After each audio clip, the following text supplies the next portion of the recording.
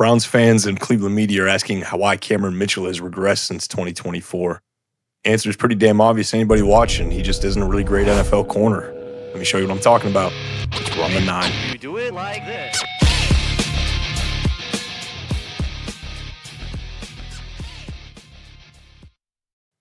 Mitch is a solid athlete, but his hip fluidity, lateral recovery, back pedal to drive for acceleration, they just aren't elite enough to consistently hold up in coverage or to recover on completed throws to help limit yards after the catch.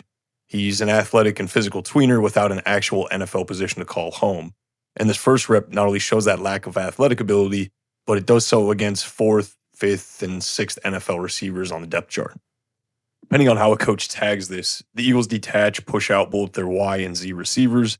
We won't get too complicated on coverage here because it's so straightforward, but the Browns are back in that all too familiar single high, sending a 5-man pressure, playing man free behind it. The high safety shaded to the weak side of the formation to help deny that inside break from the second receiver.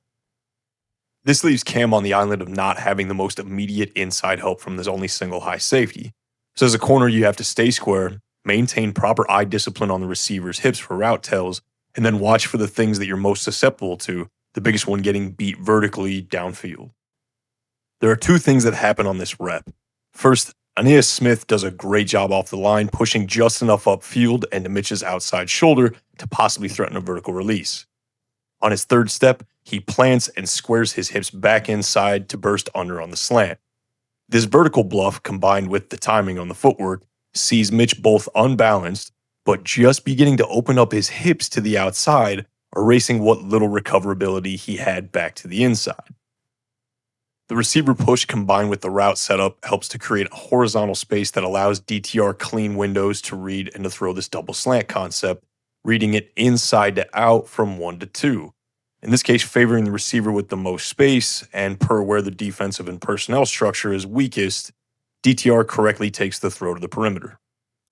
And while this rep may not look like much to you, essentially what it says is that any little mishap by a corner that is not an elite athlete at the NFL level is punished even by the most routine plays.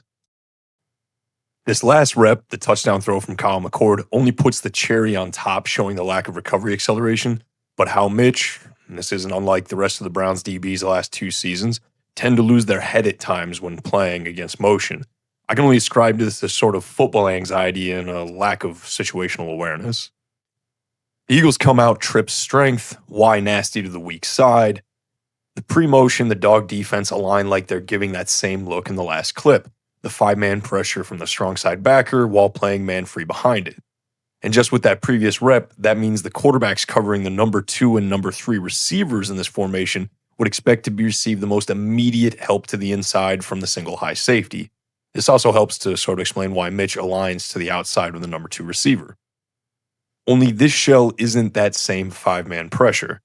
When the Eagles motion their H receiver to reset the formation strength, doing so it exposes the Browns' defensive call in 2 ways.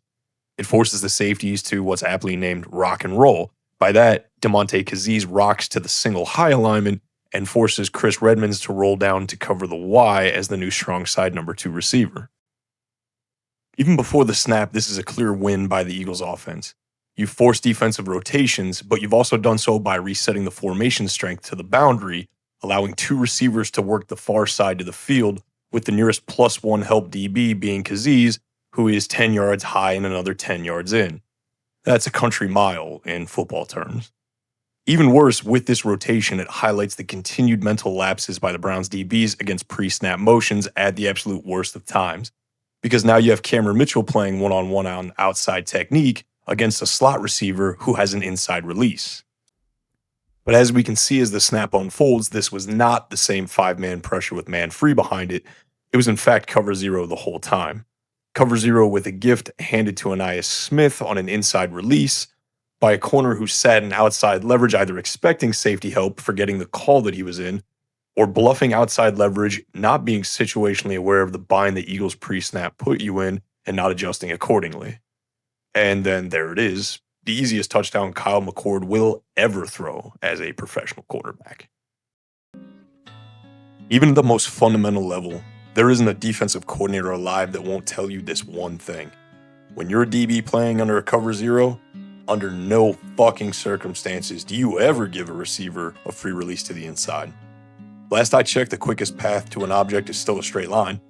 So when you do that, you've given the quarterback the quickest, easiest path to a touchdown. So like I said at the start of this segment, we'll circle back around to handing Browns fans and Cleveland media their answer. Cameron Mitchell lacks the elite athletic ability to recover vertically and laterally, on top of having mental blunders at the worst times. At best, when his technique and his form are solid, if his mentals are razor sharp each and every down, he still isn't the primo athlete you fit outside. What this means is his margin for error is now even more razor thin than what it would be for the most talented of DBs.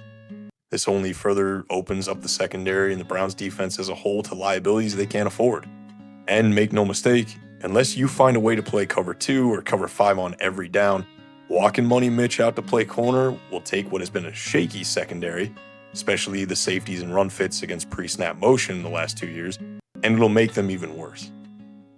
We can only hope that Coach Schwartz and the defensive coaching staff realize this and work to increase Cam's snap count where he belongs, and he's actually shown a bit of promise at both the 1 and 2 high safety spots.